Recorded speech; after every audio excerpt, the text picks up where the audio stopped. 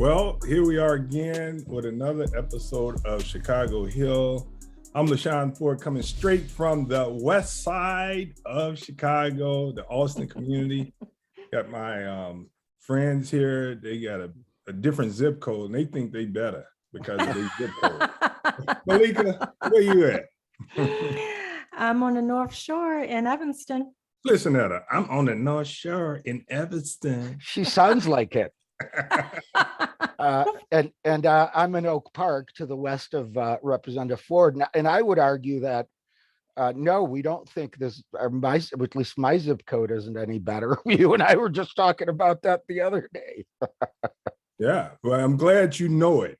And you know what? I'm in Chicago, and Chicago is healing. And it's because of the work that people are doing all over the city, understanding the challenges. And previously in other episodes, we talked about the police.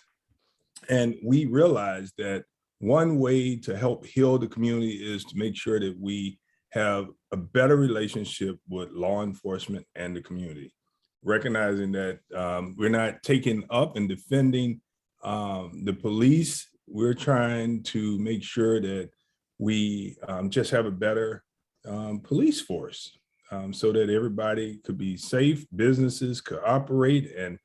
And I just want you to know, Mark and Meleika, it's our goal in Chicago to take as much of the business from your communities and bring it into Chicago as possible. And the best way to do that is to make sure that we have safe communities. So the number one issue that I'm hearing in the city of Chicago, across the state and in the country, is violence and the relationship between police. We got a clip from WTTW Chicago about the Chicago police. Let's take a listen. For many Chicagoans, George Floyd's killing by a police officer, captured on camera, was a sadly familiar sight. A Cook County judge ruled today that the city must release the video purported to show a police officer shooting a 17-year-old African-American named Laquan McDonald.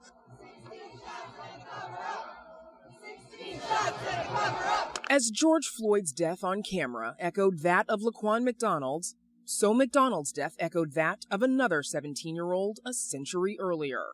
The 1919 Race Riots were a mass wave of violence sparked by the death of a teenage boy named Eugene Williams. Williams was stoned after swimming too close to a whites-only beach. He drowned. In the week of riots that followed, 38 people died. Chicago police were denounced for failing to protect African Americans and to arrest white rioters. The city's treatment of its Black and Latinx residents was a persistent stain in the decades that followed, even if city leaders maintained plausible deniability. In the South, in Mississippi, racism was obvious. It was the water fountain. In Chicago, racism was sometimes hard to see here. In 1965, Dr. Martin Luther King moved to Chicago to highlight housing conditions for Black residents. He took a rock to the head during a march. In 1968, Black Panthers Mark Clark and Fred Hampton took bullets. 99 of them fired into an apartment by law enforcement. They were really fighting for the poor people and speaking out against the ugly ills of this society. One of Chicago's ugliest ills? The reign of terror of former police commander John Burge, accused of torturing suspects for decades. He's going to put the plastic bag over my head and told me not to bite through it. He said, "Nick, if you bite through this bag, you're going to beat me down." He did me like that about 6-7 times. About the last 4 times, I thought I was dead. Burge was fired by the department in 1993, but wasn't convicted of a crime until 2010. Even me, I'm proud to be American. Probably one of the very first times in history. I'm proud to be American. I feel a part of the system. I feel a part of the justice right now. But many others in Chicago don't. Despite many rounds of reforms, community policing programs, and efforts to build bridges between cops and communities, the names of the men and women killed by Chicago police still ring through the city's streets.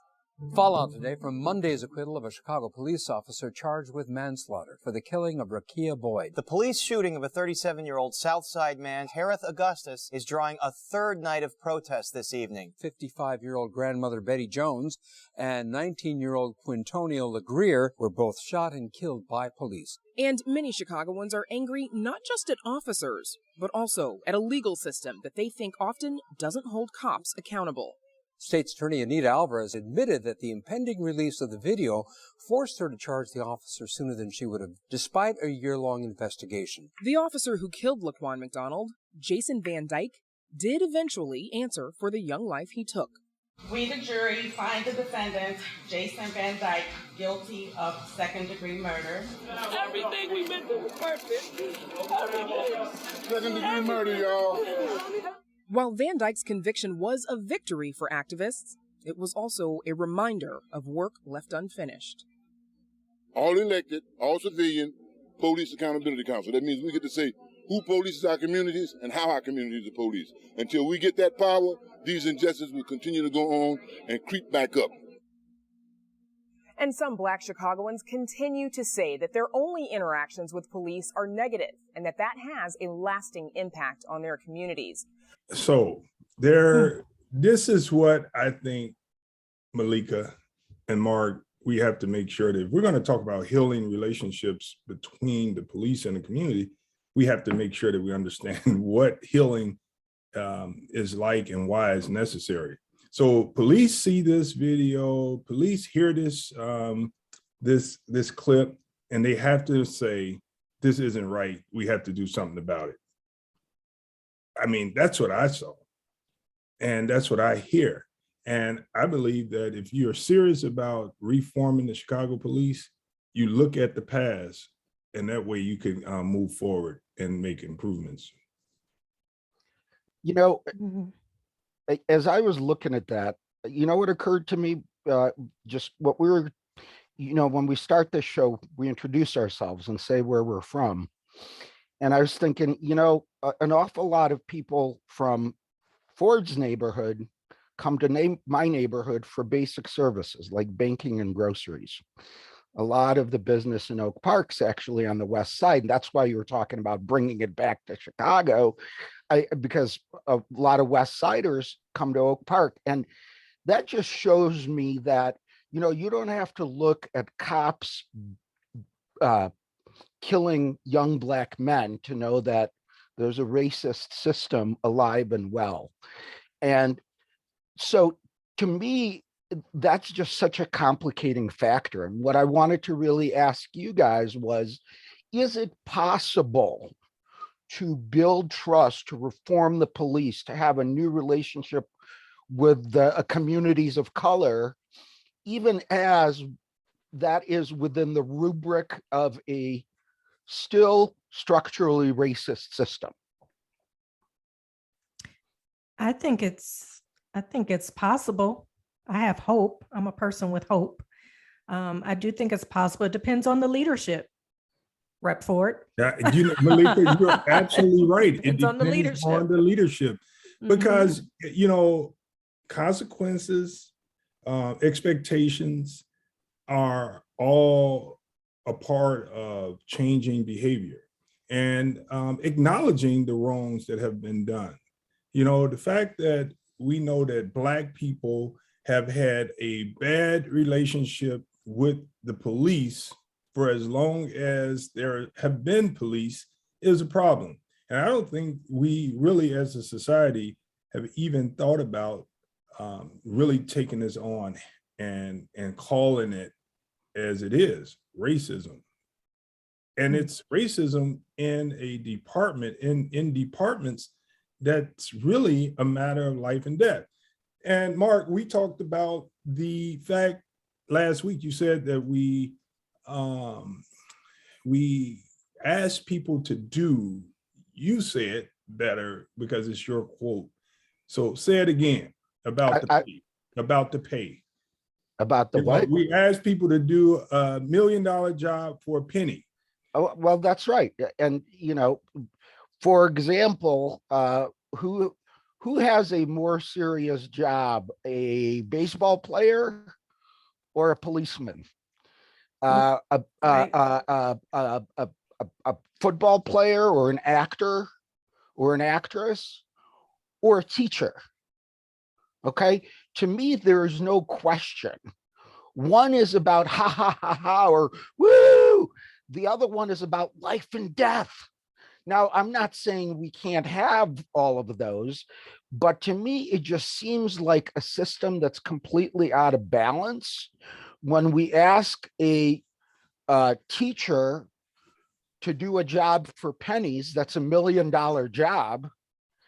And within that context of raising and shaping young people, the next generation, we also have somebody who makes a movie and makes $15 million or more. And so to me, it's like when the kids look at that, when the professionals themselves look at that, it's sort of just like that old adage, you get what you pay for. And if you're gonna value a cop's, and by the way, I'm not saying, again, every cop deserves a raise, et cetera, but I think really, what is the context within which we set these salaries? What is the context within which we value these civil servants? Because everybody complains about, oh, teachers get paid too much, policemen get paid too much. But the reality is that's not true. That's not true. If a football player gets $5 million a year, you know what? I think a teacher should at least get $500,000. Let's make it some percentage of that. Yeah. The problem is, can you tell I feel passionately about that? Yeah, I do. And Yes. here's, I think, Meleika, you would say what about the pay? I agree with Mark 100%. I mean, when we have to pull over for the paramedics, you know, driving by, you know, since we started the show, I really started wondering, how much do they get paid? I don't think they get paid that much. Meleika. And they need to be on the, I mean, that is putting your life in danger to save other people. You know, they should get paid. And as Representative Ford saw this past session, because these guys were in Springfield telling us that the pay is so low and the training requirements are so significant that there's a shortage of EMS workers and EMTs. So the guy that's going to pick me up and keep me alive to the hospital gets close to minimum wage. That's crazy. And has to keep me alive and make no mistakes while working a 24-hour shift because there's not enough workers to go around. It just, you know, classic. I'm glad you mentioned, you know, EMS in particular. Well, I tell you, the one thing that we have to do, I think that when you talk about people in recovery, they have to recognize that there's a problem. Leadership must bring the police to the table, and there must be a serious dialogue and an acknowledgement that there is a problem, that there is racism in the police departments, not just in Chicago, but across America. And the problem is, if you look like me, your life is in danger. If you look like Mark, you are better off when it comes to policing. And if you are a police officer and you don't agree with this, we got a problem. I mean, the history shows. And so all I'm saying is, let's recognize that there's a problem. Let's bring the police to the table. Let's stop fighting. There's no reason to fight, because what we've gotten from fighting over the years are more Black people getting killed, more taxpayer dollars going to lawsuits, and less money to education. I mean, I know you guys, we have lots of conversation ahead of us about this. And I think that there are some more clips that we wanted to talk about. I definitely agree with that education piece. I think there needs to be more. I believe the training is in place. It's just they use the proper training, like you said, for Mark, but won't use it for us necessarily. But I do think that they should get like a 4-year degree. I believe we've talked about that before as well. Yeah, I think there should be some more education involved as well. And if you're going to pay them more, then the education needs to It's to come up. merit pay, so to speak. And Meleika, more cleaning of looking into their background, their affiliations. Like we said, have you been affiliated with white supremacy or with any gangs in the past? I mean, like a serious deep dive into their affiliations all the way back to when they were kids. That needs to be examined before they can become a police officer, as well as some deep psychological testing before they can become a police officer. Psychological testing. But I would think that if a person is in their right mind and they're thinking clearly, they're making the decisions to do certain things out of racism, I think that even a racist person could be held checked if there are consequences that are in place, because consequences really dictates behavior. And Meleika, even if we have highly trained people, you say, yeah, the training is in place because it works for Mark. Well, that's the problem. The training has to be diversified, that this person that comes from a neighborhood that's 99.9% Black, and 99.9% white, and the only Black person that they see comes in to do some type of service for somebody white. They are not equipped to understand the cultures. And that's why it's important that we train a person well-roundedly. And so they are trained, but we need better training. We need to add training so that we have this diversity in them. Can I ask one question? Because this is hold on. The white man just asked 2 Black people, can he ask a question? What you say? Hold on, we get right back to you. What my mom, let us what have my a dad meeting. might say is, you just did. You just had your question. Hey, Meleika, can the white man ask a question? Yes, you may. All right, go ahead, white man. Thank you. I appreciate it. I know my place. Here's the thing. We talk about training, but really, and I forget what the exact quote is, but there's a famous quote, right? And if for evil to prevail, all we have to do is for good people to do nothing. Okay. So. Oh, I like that, Mark. Say that one more time. For evil to prevail, all that has to happen is that good people do nothing.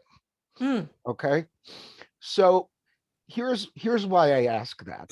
I think what got me thinking about that was your comment, Representative Ford, that even racists can be held in check. And I was thinking to myself, well, that's true if there's somebody around to witness that they're being racist, like a good partner who's going to be willing to call the other cop on the mat and say, look, what you did there was wrong. And I mean, if somebody's got their knee on somebody's neck, then you got to do it in the moment, even if that person has more seniority than you. How often does that happen in any business? Most of us are afraid to challenge the power. Like, I'm afraid to challenge Representative Ford because he's my power. Yeah. And so here's where I'm going with this. When you have a system where it's the word of a victim to filing a complaint against a perpetrator, a cop, and it's my word against your word, which word is going to prevail? Look, we have instances where there's been video of cops doing racist things and they still try to deny it. I mean, look at Jason Van Dyke. He almost got off. And so to me, here's the real issue is we can hold the racists accountable. We can weed them out. Part of it is going to be the pre-hire testing and background checks and all that. And I agree, look, there's no reason why these background checks can't be as intense for this job as they are to go work in the White House. Because the reality is you're more likely to have say over somebody's life in this job rather than that job. So to me, this is the bottom line on all of this. How can we get accountability to stick in a system where it's the Black young man saying the cop discriminated against me? That's right. And racism is so sick because we can see it happening on video. A Good Samaritan will record the situation and they will tell us what you're looking at is not what you're seeing. Right. Like, Right. how sick is that? Well, you know what? I got Meleika, it's unbelievable. There's something that we have to, when you have an example of what you actually are talking about that exists, we got to praise that individual. So there's a clip that we need to go to because you guys brought it up, and there was two white cops. And it was a disgusting Sunrise Police Chief respond to a body cam showing Sergeant grabbing a fellow officer by the throat. This officer actually stopped a fellow officer from abusing someone else, and they got into it. We should go to that clip. Sunrise Police released this body camera video to 7 Investigates after a tip led us to ask about a November 19th incident. Citing an ongoing internal affairs investigation, the department turned off the sound and obscured almost all the faces, except for one, Sergeant Christopher Police. When he went up and put his hand on her throat, what was your reaction? I find this behavior to be disgusting. I think the video speaks for itself.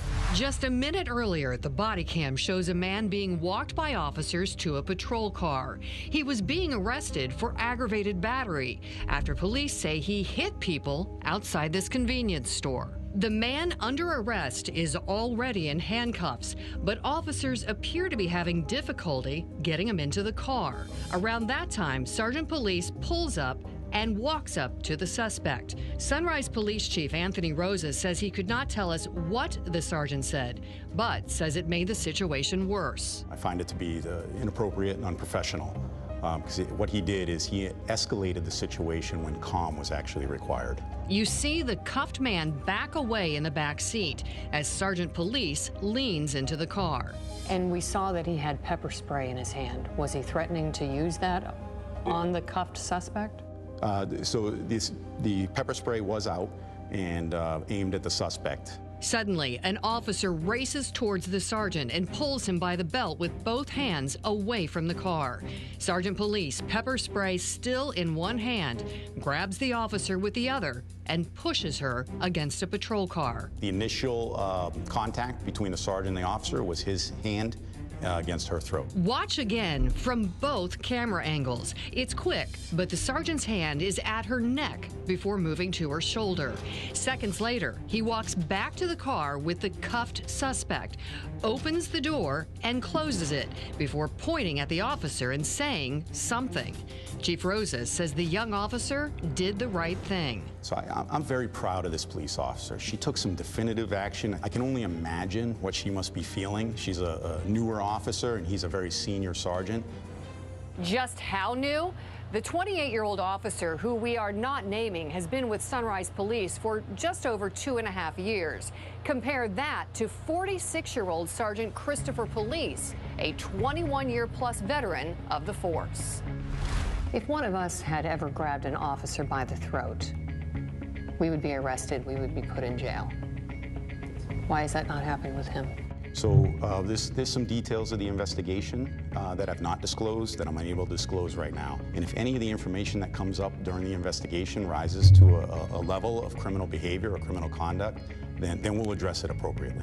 There is a new state law requiring departments train officers on their duty to intervene if they see another officer using excessive force. Chief Rosas says Sunrise already has policies requiring intervening and de-escalation. This officer intervening and stopping a situation from getting any worse is a direct reflection of the training that we do with the police department. And I think that it's important to note that the behavior is very unacceptable by the sergeant, but the behavior of the officer that intervened is exactly what society's asking their police officers to do right now. There it is. Don't we have to give praise to that white police officer, the lady that went up against her, I would believe her superior. Superior.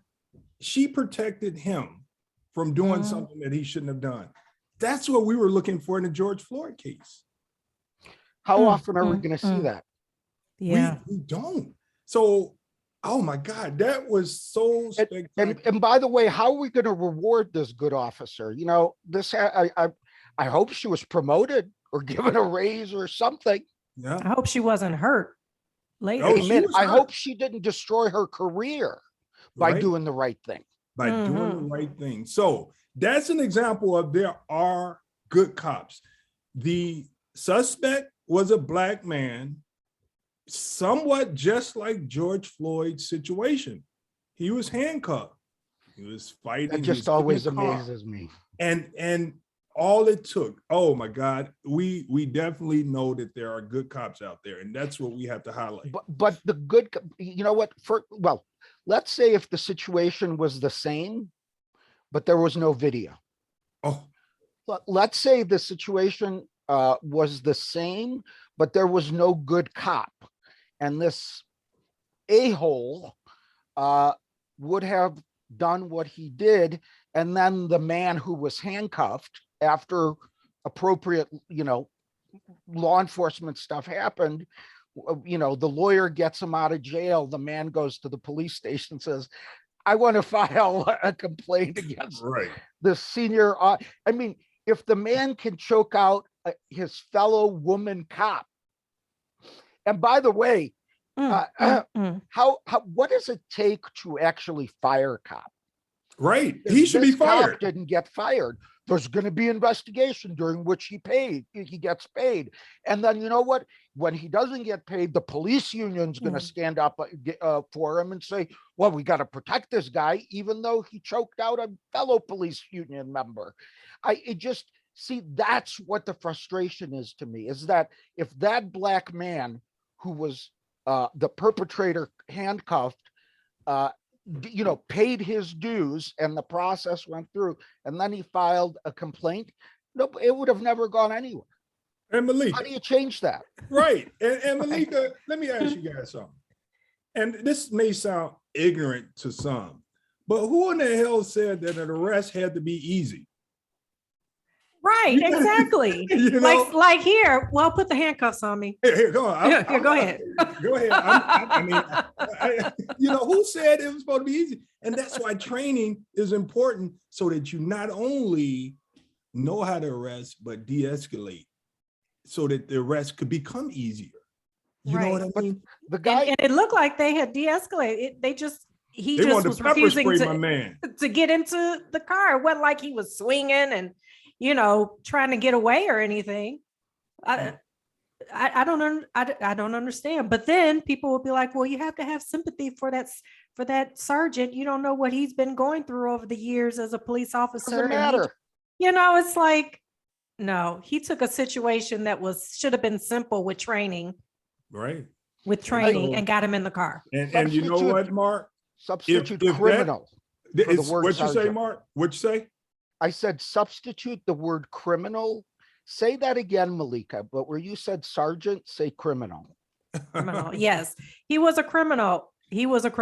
And him choking out his fellow officer, I mean, thank God a camera was rolling, because had she reported that, I bet you the other officers wouldn't have backed her up. You know what? I could probably feed Englewood if I got a nickel for every time a Black person said, thank God there was a camera. Oh my God. And it's clear that this didn't just happen at one time.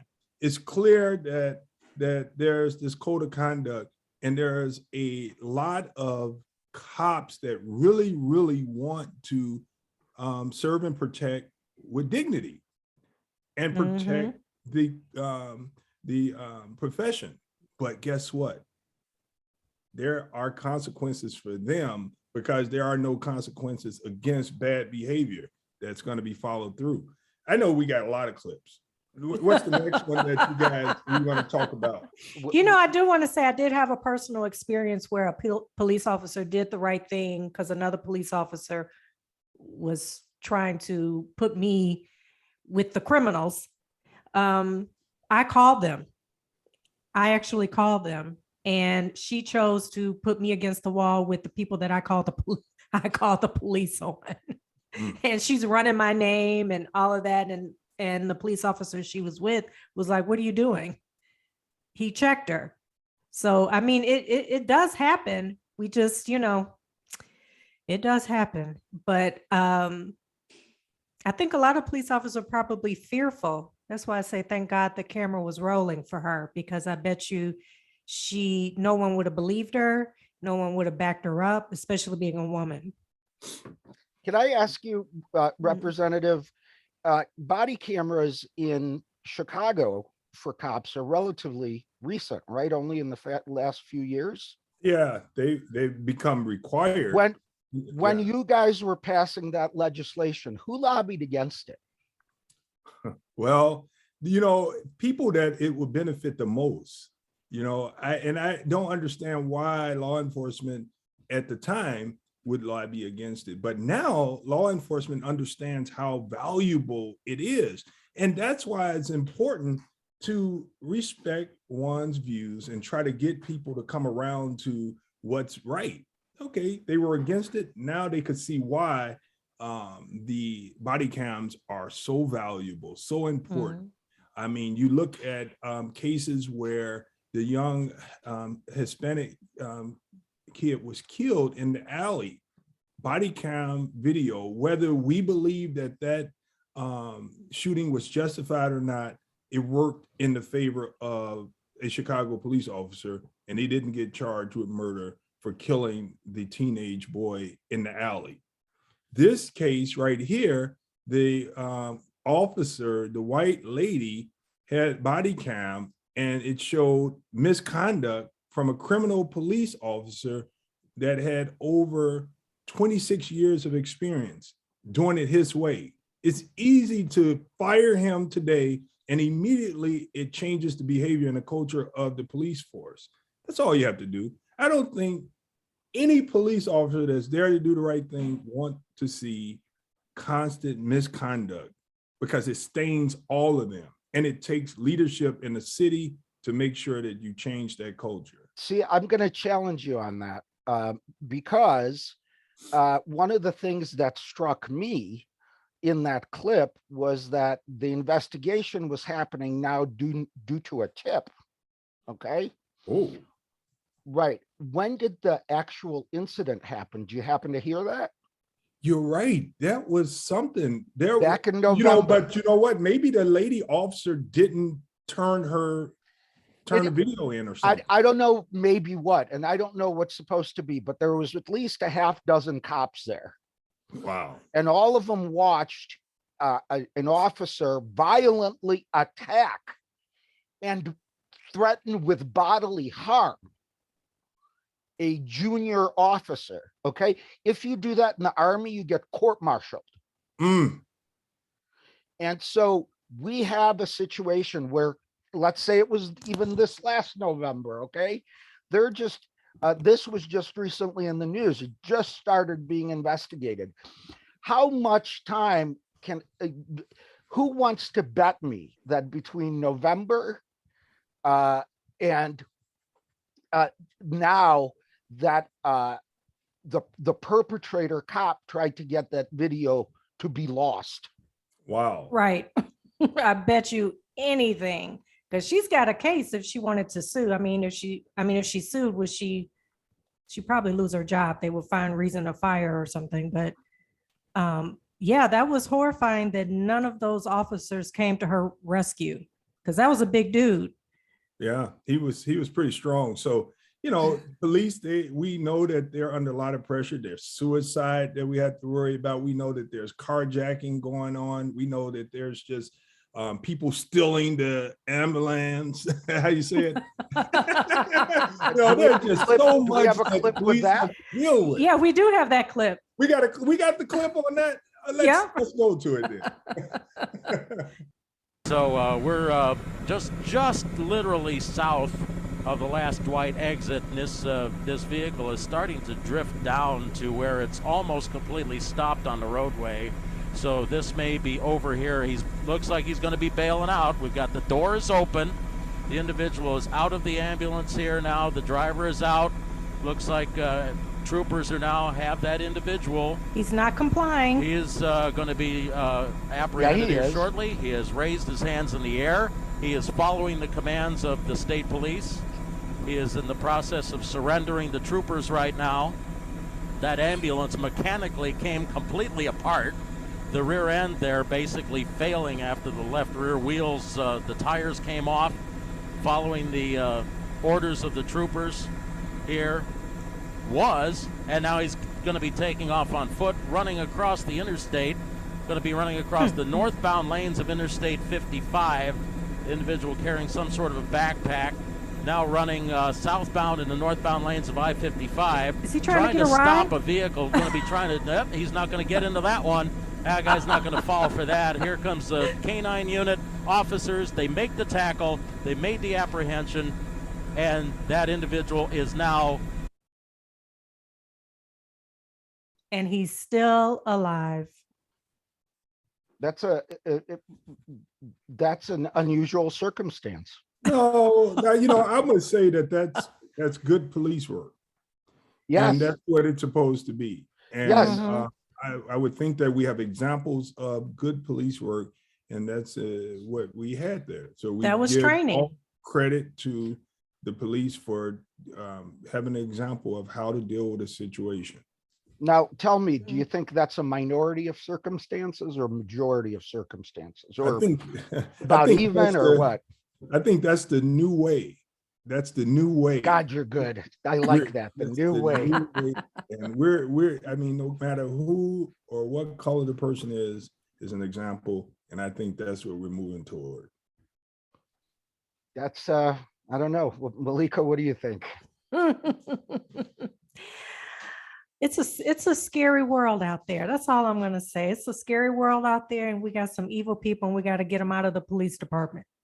You just got some evil, sick people with police badges, and you have angels with police badges. So I don't know. It goes back to the and the evil people. All that we need to do is for angels to look the other way, and the evil people win. Well, Dr. King said, darkness cannot drive out darkness. Only darkness. Light can do that. Only light, not white. I said light. All right. And hate cannot drive out hate. Only love can do that. So one of my favorite quotes in the world. Yep. Whatever. If there's anything you need, just go to King and he's got it for you. How do we get more police officers to report what's actually happening? Because again, we watched that woman getting choked out by the sergeant and no one did a thing. We watched George Floyd get murdered on camera and the other police officers did not do a thing. And how do we get them to do something? But Meleika, here's the one interesting thing that I just want to remind everybody about, because Representative Ford keeps talking about training. And I don't mean to challenge the training is bad, but George Floyd was killed by the officer who was in charge of training the new deputies there. That's why none of them standing around and watching felt like they could challenge him, because he was their field training officer, or at least his partner's field training officer. Okay, so if this guy is giving training, how good can it be? Well, that's why you have to make sure that you change the training. I mean, that you can't have the trainer trained by a system that's racist. I mean, just tell it like it is. I mean, and that's what you have. You have the actual people that can't think critically, that don't understand cultural diversity, training people. And that's where we run into problems. So, do you think racism can be cured? Racism could be controlled. You have a right to be racist, Meleika. I'm not trying to stop you from being racist. Okay. I can't do anything about it. One day your heart may come to a different harmony. But what I can do is make sure that there are consequences for anything that your actions cause harm to anyone else. So, you know, you can sit here all day long and look at me and say, I can't stand that person for whatever reason. As long as you just keep it to yourself and don't act on it, you have a right, free will. The moment you impose your hate on me is when we got to have some consequences in place for you. And that's exactly what happens. It's no different than Will Smith slapping our friend Chris Rock. Will Smith's free will said, I could slap him, but there has to be consequence. So that's, Will Smith had a right to do whatever he wanted to do. It's his life.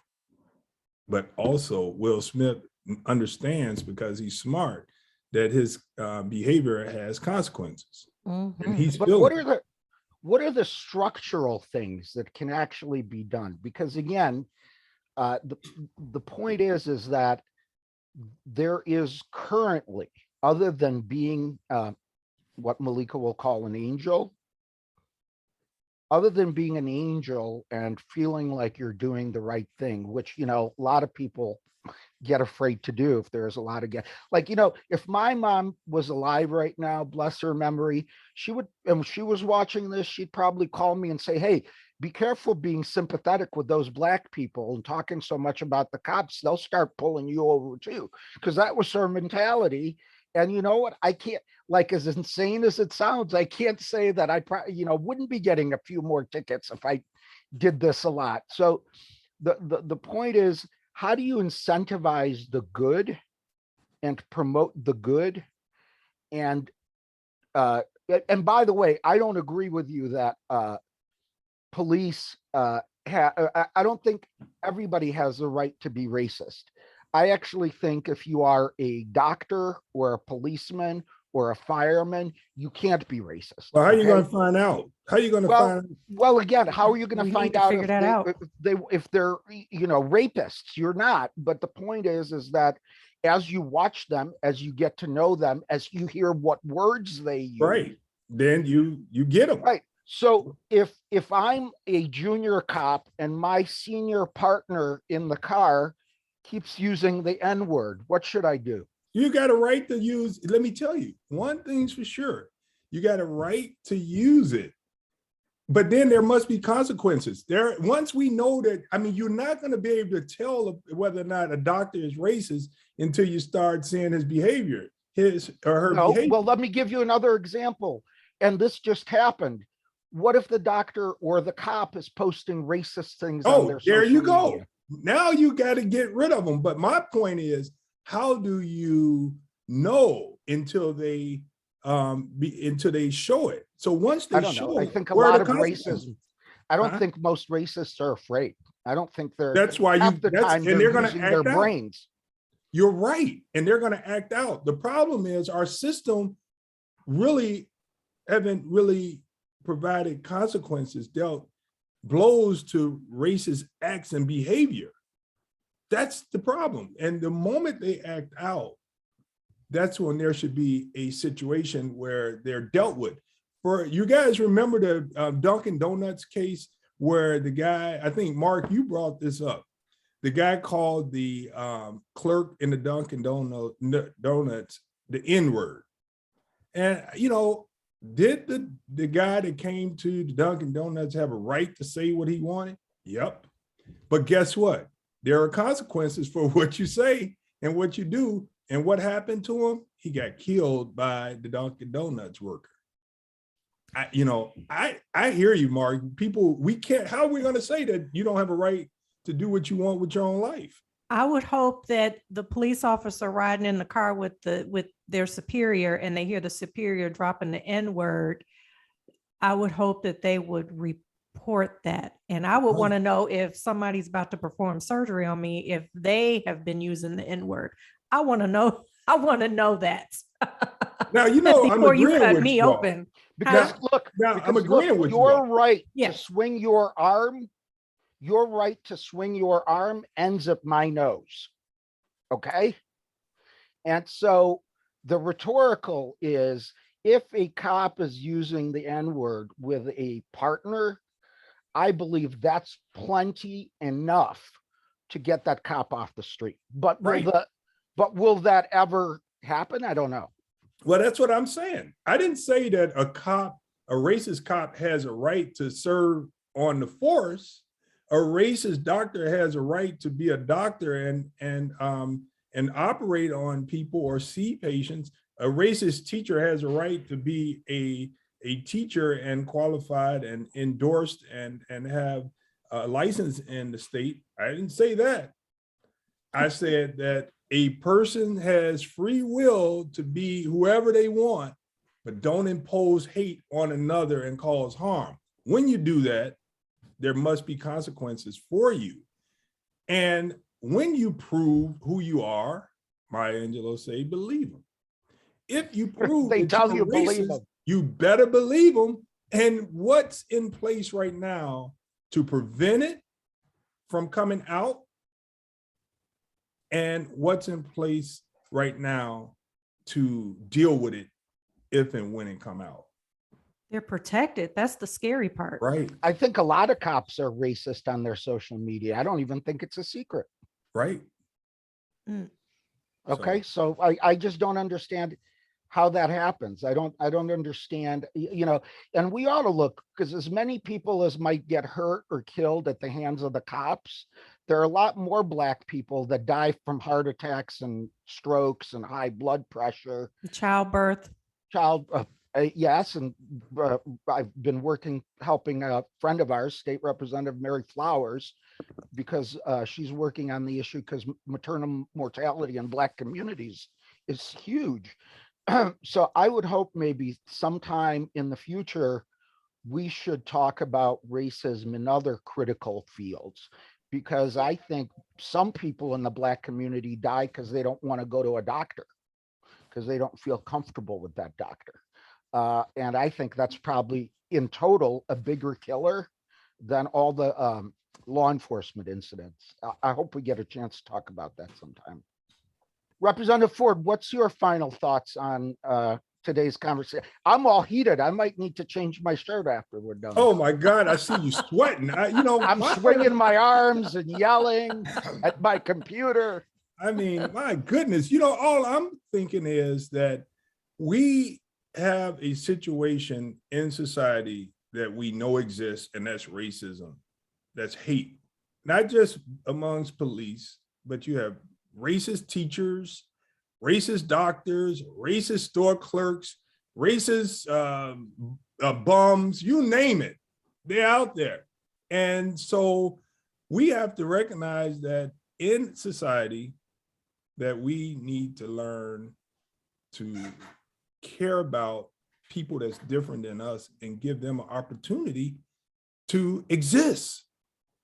We actually want to get rid of people because they look different than us and we don't understand them. Mm-hmm. Let's listen to one another.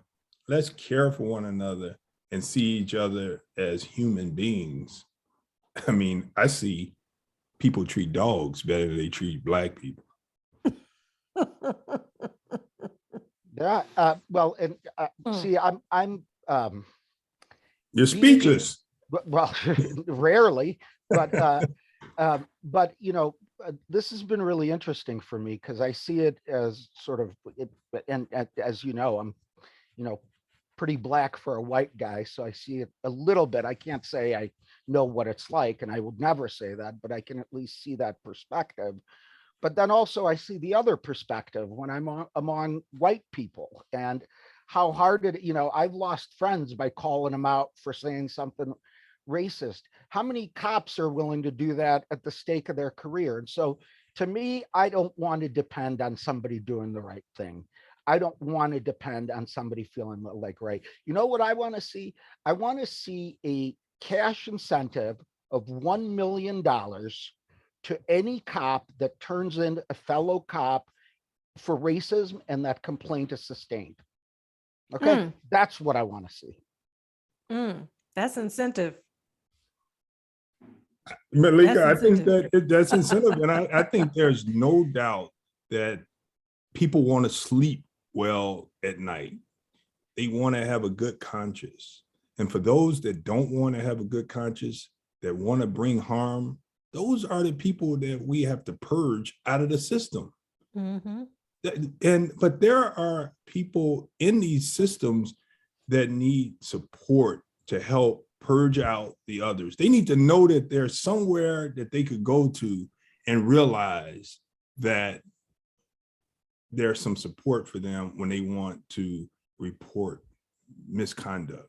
And we give a lot of bad rap just to police, but believe me, I've been through the system of education, and there was racism in the seminary when I went to the seminary. Oh God, yeah. And so we talk about the police, but there's racism everywhere. But we deal with the police because they're right in our communities, and we need to make sure that we heal this relationship because it's in plain view every day.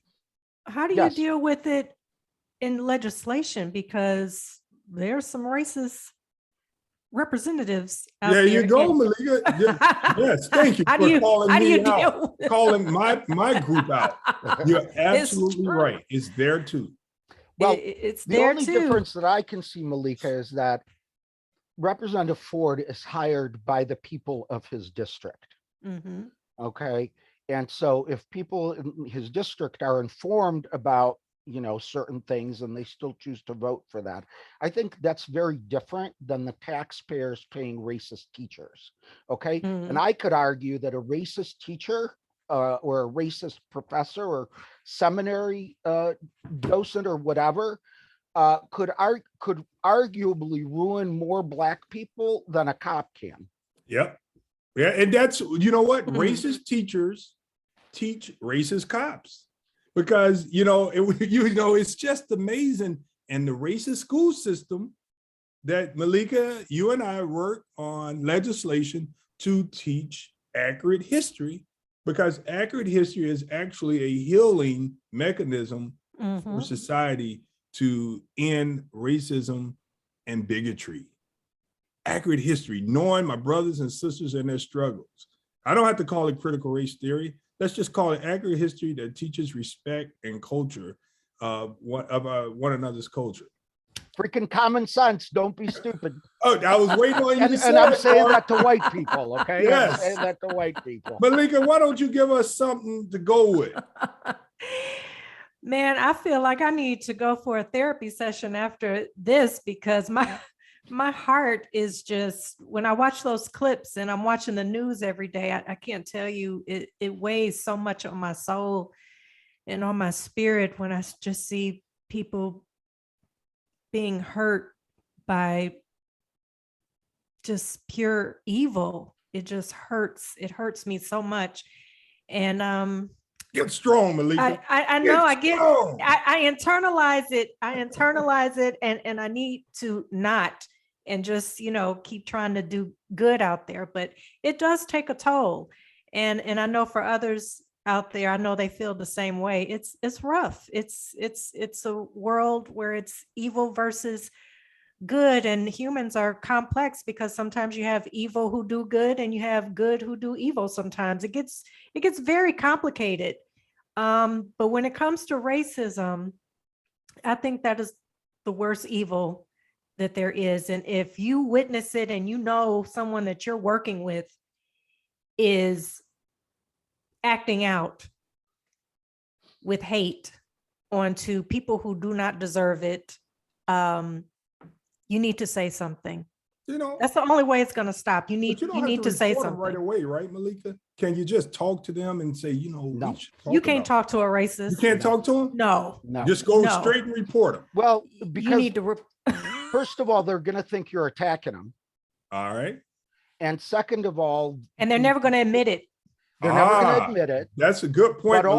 But also they're going to attempt to hide their behavior because now they know somebody might report them.